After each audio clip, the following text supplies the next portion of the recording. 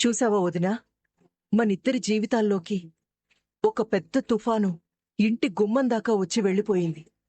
మీరు క్షేమంగా ఉన్నందుకు మేము ఆనందంగా ఉన్నా లోపల మాత్రం కార్తీక్ బిడ్డ కోసం బాధ అలాగే ఉండిపోయింది. లేదంటే మేము నిన్ననే వచ్చేవాళ్ళం. నేను ఈ ఇన్సిడెంట్తో ఒకటి బలంగా నమ్ముతున్నానన్నయ్య. ఇక్కడ ఇద్దరు తల్లులకు రెండు బలమైన కోరికలు తీరే అవకాశాలు తక్కువగా ఉన్న పరిస్థితిలో కూడా తీరాయి. నేను బ్రతికేశాను. నా వాళ్ళందరితోనే నేనుంటాను. నా కూతురు పెళ్లి చూడాలని నేను, నా కొడుకు బిడ్డను చూడాలని వదిన. ఇవి రెండూ మా కోరికలు. నా కోరిక తీరకుండానే నేను పోతానేమో అనుకున్నాను. కానీ మన కోరికలు ఎంత బలమైనవో చూసావా వదినా? అవి నిజమవడానికి రెండు ప్రాణాలు బతికాయి. అమ్మ బాధపడేది జోష్న పెళ్లి గురించి అయితే వీలైనంత తొందరగా ఒక మంచి సంబంధం చూసి పెళ్లి చేసేయండి నాన్న. మీ మాట జోష్న కాదంటుందా? కాదంది. ఎందుకు? కారణం చెప్పలేదు. పెళ్ళైతే ఇప్పట్లో చేసుకోలేనంటుంది. లేదు నాన్న, వీలైనంత తొందరగా తనకంటూ ఒక జీవితం ఏర్పడాలి. ఏంటమ్మా, నువ్వు కూడా మీ అమ్మలాగే మాట్లాడతావు? ఎవరి భయాలు వాళ్ళకున్నాయి మావయ్య. భయాలా? ఇక్కడ అత్త పగలు ప్రశాంతంగా లేదు, అక్కడ నీ కూతురు రాత్రిళ్ళు నిద్రపోవట్లేదు. దీపకేమైంది? మీకేదో అయిపోతుందని, జోస్న మిమ్మల్ని ఏదో చేసేస్తుందని అర్ధరాత్రి ఉలిక్కి పడుతూ నిద్రలేస్తుంది. నన్ను పడుకోనివ్వట్లేదు, కడుపులో బిడ్డని పడుకోనివ్వట్లేదు. జ్యోత్స్న మమ్మల్నేం చేస్తుందమ్మా? ఎవరిని ఏమీ చేయకుండా ఉండాలంటే పెళ్లి చేసి అత్తారింటికి సాగనంపటమే. ఇదనుకున్నంత తేలిక కాదురా. జరిగేవన్నీ చూస్తుంటే జోస్న మీద కోపం రావట్లేదా మావయ్య? నిన్న మాటడుగుతాను, సమాధానం చెప్తావా? అడుగు మావయ్య. కన్న ప్రేమ గొప్పదా, పెంచిన ప్రేమ గొప్పదా? చెప్పరా. ఈ ప్రశ్నకి సమాధానం చెప్తే నాకు మరో ప్రశ్నకి సమాధానం దొరుకుతుంది. ఏదైనా ఒక ప్రశ్నకి సమాధానం చెప్పే ముందు మన గురించి కూడా మనం ఆలోచించుకోవాలి మావయ్య. నా దృష్టిలో కన్న ప్రేమ కంటే పెంచిన ప్రేమే గొప్పది. కన్నవాళ్ల మీద మనకు ప్రేమ ఉండటంలో అర్థం ఉంది, ఎందుకంటే వాళ్ళు మన రక్తం కాబట్టి. కానీ మనం పెంచిన వాళ్ళు మన రక్తం కాదు. అయినా సరే అంతకు మించిన ప్రేమని వాళ్ళ మీద పెంచుకుంటాం.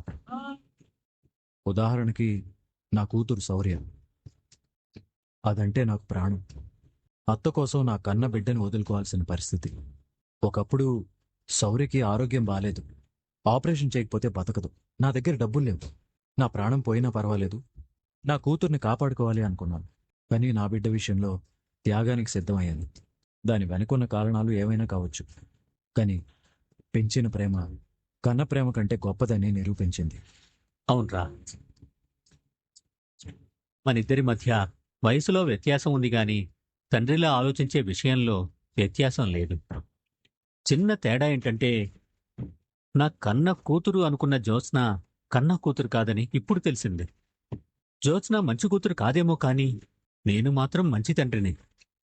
ఒక మంచి తండ్రి తన కూతుర్ని ఎంత అపురూపంగా పెంచుకుంటాడో అంతే అపురూపంగా నేను పెంచుకున్నాను. తను అందరికంటే ఉన్నతంగా ఉండాలని ఆశపడ్డాను. ఇప్పటికీ ఆ ఆశ అలాగే ఉంది. ప్రేమ చూపించడంలో ఏమీ తక్కువ చేయలేదు కదా? తక్కువ ప్రేమ చూపించడంలో చేయలేదురా, పెంపకంలో చేశాను.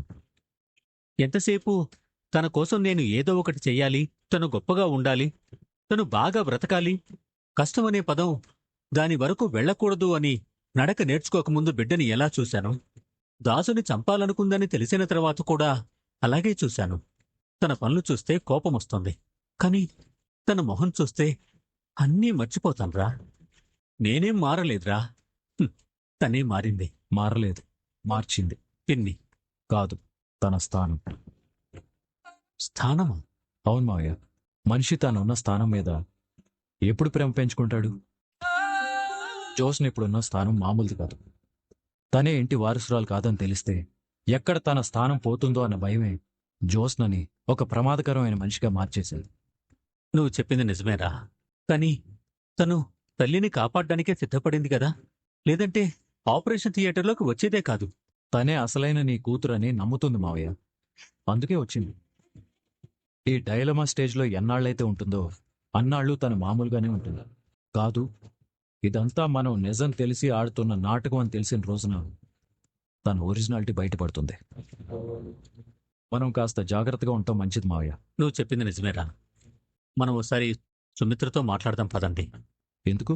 జ్యోత్స్న కూతురు కాదన్న నిజం ఏనాటికైనా తెలియాల్సిందే కదా. ముందు మనమందరం తనని ఆ నిజం తట్టుకోవడానికి మానసికంగా సిద్ధం చెయ్యాలి. డాక్టర్ గారు ఏం చెప్పారో విన్నావుగా. నువ్వు చెప్పింది నిజమే మావయ్య. పదండి అత్త దగ్గరికి వెళ్దాం. నువ్వే అత్తతో మాట్లాడాలి. పదండి. హ్మ్. ఊరుకో మావయ్య, అత్త గురించి మాకు తెలీదా? ఏమైందిరా? ఏముంది, డాక్టర్ని ఎందుకు పిలిపించావంటే మీ అత్త అన్నిటికీ భయపడుతుంది. ఒకసారి టెస్టులు చేయించడానికి పిలిపించాను అన్నాడా? కానీ డాక్టర్ గారు ఏమన్నారో తెలుసా? ఏమన్నారు? మెంటల్లీ ఫిజికల్లీ మీ అత్త పూర్తి ఆరోగ్యంతో ఉందని చెప్పారు. నాకు తెలుసురా, కానీ మీ మావయ్య ఊరికే అన్నిటికీ భయపడుతూ ఉంటారు. దీపా, రా కూర్చో. బిడ్డ క్షేమంగా ఉందన్న శుభవార్త వదిన చెప్పింది.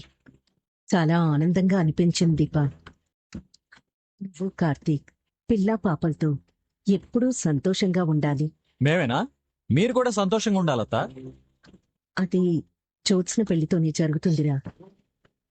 అది కూడా పెళ్లి చేసుకుని మీలాగే పిల్లల్ని కని దాని పిల్లలు నట్టింట్లో తిరుగుతూ ఉంటే అది కదా ఆనందం అంటే.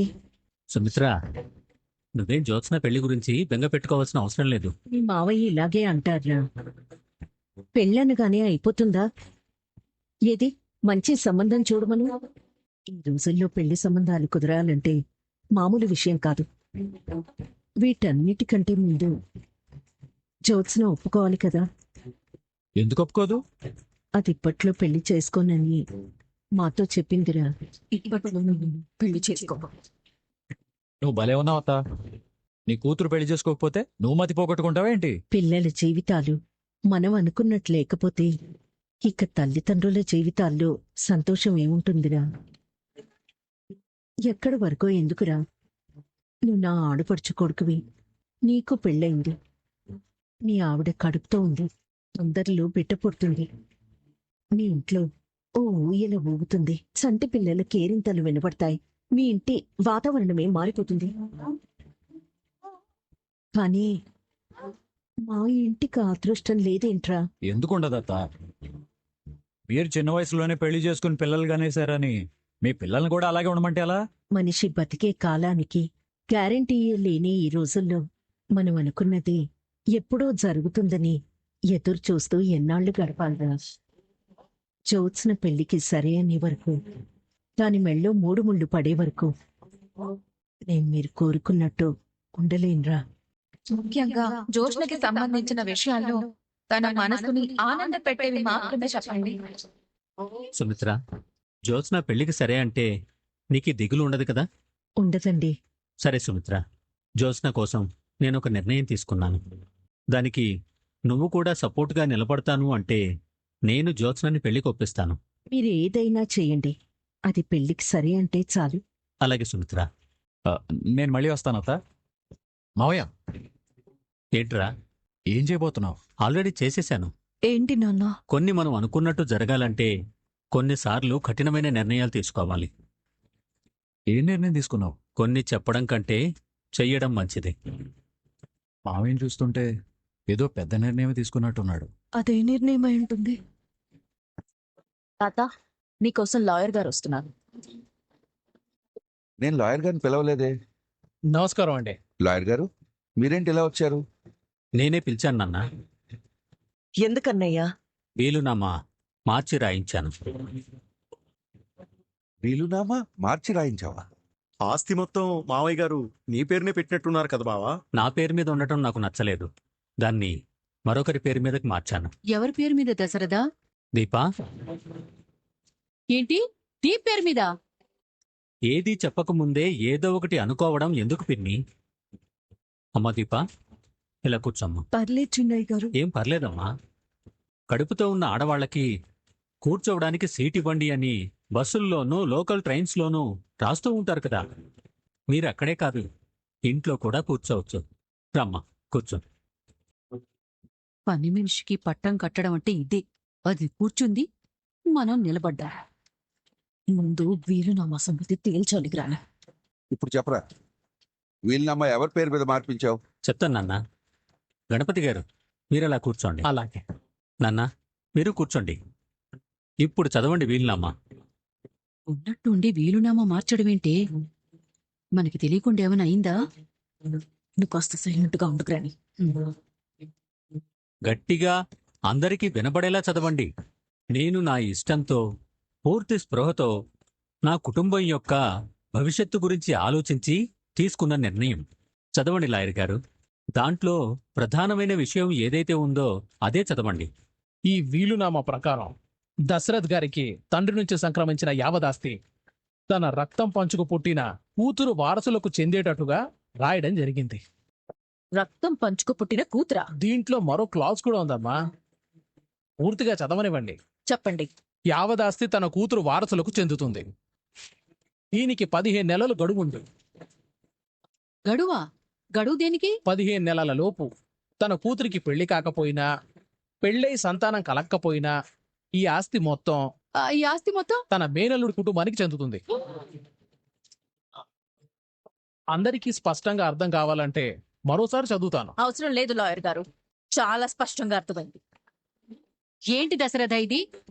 అడిగేవాళ్ళు లేకపోతే నీ ఇష్టానికి రాసుకుంటూ పోతావా? పిన్ని, ఆస్తి శివనారాయణ గారిది, అంటే నీ తండ్రిది. నీ చెల్లెల మీద కోపంతో ఏదో ఆవేశంలో మొత్తం ఆస్తంతా నీ పేరు రాశారు. ఓకే, రాశారు. నువ్వు కొడుకువి, వారసుడివి కాబట్టి నీకు రాశారంటే ఒక అర్థం ఉంది. నువ్వు ప్రేమతో నీ కూతురికి రాసావంటే దానికి అర్థం ఉంది. కాని ఇదెక్కడ చోద్యం? ఇంకా కూతురికి పెళ్లే కాలేదు, కూతురు పిల్లలకి ఆస్తి రాయడమేంటి? అలా రాస్తే తప్పేంటి పిన్ని? అలా రాసినా తప్పులేదు దశరథ.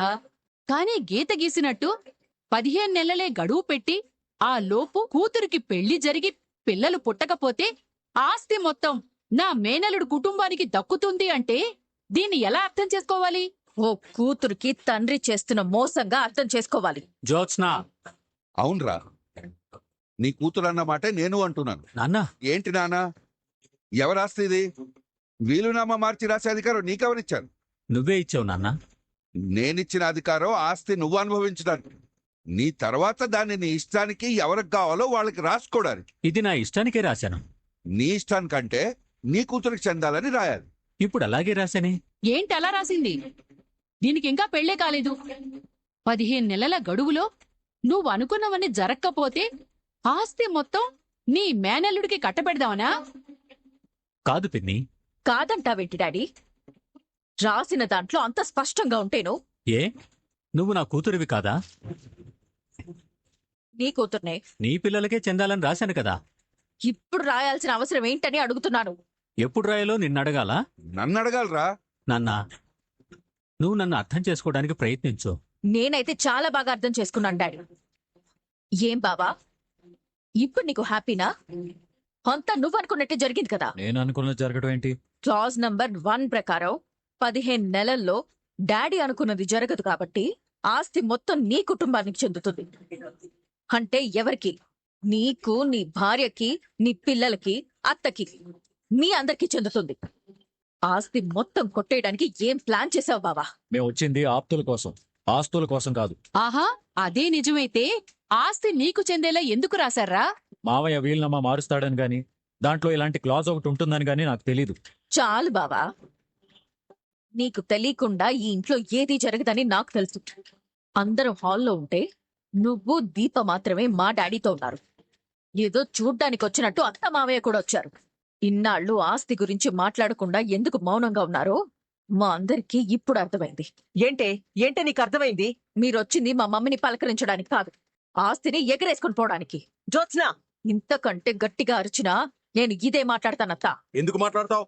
ఎందుకంటే అన్నీ ఒక్కొక్కటిగా బయటపడుతున్నాయి కాబట్టి. ఏంటే ఒక్కోటి బయటపడేది? నేను దీప మెళ్ళో తాళి తెంపేశానని నా మీద నిందేసి దీప బావ పెళ్లి మా మమ్మీ డాడీల చేతుల మీదుగా ఈ ఇంట్లో జరగాలని మీరు అడిగారా లేదా? ఆ కండిషన్ పెట్టింది నేను. మీరంతా ఒక్కటే బావా. మీ ఫ్యామిలీలో ఉన్న యూనిటీ మా ఫ్యామిలీలో ఉంటే మాకీ పరిస్థితి వచ్చేదే కాదు. నా మెడలో తాళి నువ్వు తెంపావా లేదా? ఇప్పుడు ఆ పాత విషయాలు ఎందుకులేమ్మా? నీ కూతురే అడుగుతుంది కదన్నయ్యా. చూసావా దశరథ, కోడల వరకు వచ్చేసరికి మేనకోడలు నీ కూతురైపోయింది. ఇప్పటికైనా ఎవరి మనసులు ఎలాంటివో అర్థం చేసుకో. నువ్వా పిన్ని? మనుషుల గురించి మనసుల గురించి మాట్లాడేది? దీపకి బిడ్డ పుడితే శౌర్య అడ్డంగా ఉంటుందని అనాథాశ్రమంలో చేర్పించమన్నావు. మర్చిపోయాననుకుంటున్నావా? నీ కొడుకు రక్తం శౌర్యలో లేదు కాబట్టి దాన్ని పరాయి దానిలాగే చూడాలి. ఇప్పుడే దాన్ని ఏ అనాథ శరణాలయంలో చేర్పించావనుకో. టాపిక్ భలే డైవర్ట్ చేస్తున్నావత్తా. లాయర్ గారు, ముందు మీరు వెళ్ళండి. ఏదైనా అవసరమైతే కబురు పంపుతాను. అలాగే సార్. లేదు తాత, లాయర్ గారు ఇక్కడే ఉండాలి. ఇప్పుడే వీలునామాని మార్చి రాయాలి. ఎందుకు రాయాలి? దాంట్లో ఉన్న తప్పుల్ని సరిచేయడానికి. ఒక్క అక్షరం కూడా తప్పు లేదు. నేను మార్చను. ఎందుకు మార్చవు? నువ్వు నా కూతురివి కాదని చెప్పు. ఇప్పుడే వీలునామా మారుస్తాను. నమస్కారం అండి. మన అందరి ఫేవరెట్ సీరియల్ కార్తీక దీపం నేటి ఎపిసోడ్ చాలా ఎమోషనల్ అండ్ షాకింగ్ ట్విస్ట్లతో సాగబోతుంది. జ్యోత్స్న తీసుకున్న ఒక నిర్ణయం ఆ ఇంట్లో ఎలాంటి తుఫాను రేపిందో ఈరోజు రివ్యూలో క్లియర్గా తెలుసుకుందాం. వీడియో స్కిప్ చేయకుండా చివరి వరకు చూడండి. అలాగే మన ఛానల్ని సబ్స్క్రైబ్ చేయడం మర్చిపోవద్దు. ఎపిసోడ్ ప్రారంభంలోనే ఒక పెద్ద హై డ్రామా చోటు చేసుకుంటుంది. పెళ్లిపీటల మీద కూర్చోవాల్సిన జ్యోత్స్న అందరి ముందు నేను ఈ పెళ్లి చేసుకోను అని కుండబద్దలు కొట్టినట్లు చెబుతుంది. సుమిత్ర ఎవరితోనూ మాట్లాడకుండా శూన్యంలోకి చూస్తూ ఉండిపోవడం చూస్తుంటే ప్రేక్షకులకు మనసు ద్రవిస్తోంది. ఆమె మనసు ఎంతగా ముక్కలయ్యిందో ఆమె కళ్లలోనే కనిపిస్తోంది. ఒక తల్లిగా తను ఓడిపోయాననే భావన ఆమెను మరింత కృంగదీస్తోంది. ఈ ఎపిసోడ్ ద్వారా కార్తీక దీపం కథ మళ్లీ ఒక ఆసక్తికరమైన మలుపు తిరిగింది. జ్యోత్స్న పెళ్లి ఆగిపోవడం వల్ల కార్తీక్ మరియు దీపల జీవితాల మీద ఎలాంటి ప్రభావం పడుతుందో వేచి చూడాలి. సుమిత్ర పరిస్థితి చూస్తుంటే రాబోయే రోజుల్లో ఇంట్లో మరిన్ని గొడవలు జరిగే అవకాశం కనిపిస్తోంది. చూశారు కదా, సుమిత్ర ఆరోగ్యం విషయంలో దశరథ్ ఏం చేయబోతున్నాడు? జ్యోత్స్న తన మొండితనాన్ని వీడుతుందా లేదా? మీ అభిప్రాయాన్ని కింద కామెంట్ సెక్షన్లో తెలియచేయండి. మరిన్ని లేటెస్ట్ అప్డేట్స్ కోసం మన ఛానల్ని ఫాలో అవుతూ ఉండండి. రేపటి ఎపిసోడ్ అనాలిసిస్తో మళ్ళీ కలుద్దాం. Thank you for watching.